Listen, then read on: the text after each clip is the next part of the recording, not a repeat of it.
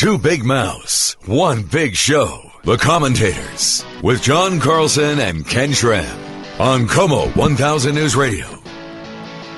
Right back to it as promised. It's 10:25. Carlson, Schramm, your phone calls. The Commentators. Should Daniel Mustard die?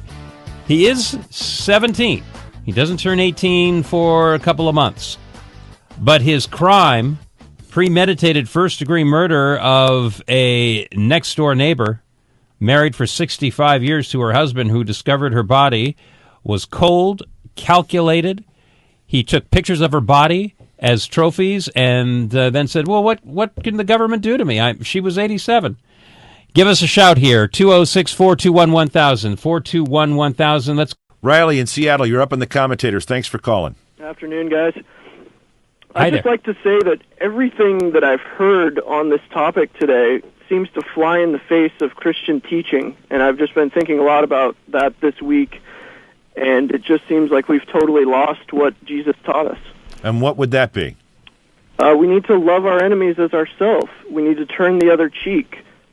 So you advocate that when someone like Daniel Mustard, we should just turn the other cheek when he's charged with stabbing Ruby Andrews to death? Well, I think we should let he who is without sin cast the first stone. That's not what I'm asking, Riley. Enough with the biblical platitudes because we all know them. What would you do in this case? Well, I'm an atheist, so I'd let him fry.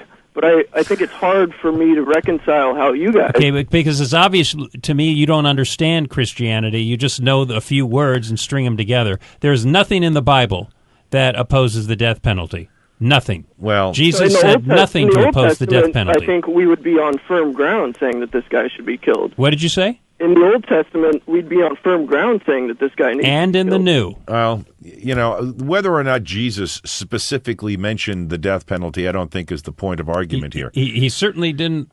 He certainly didn't oppose it when he had the chance for either him or the two men hung on the cross on either side. Lou on a car. Right.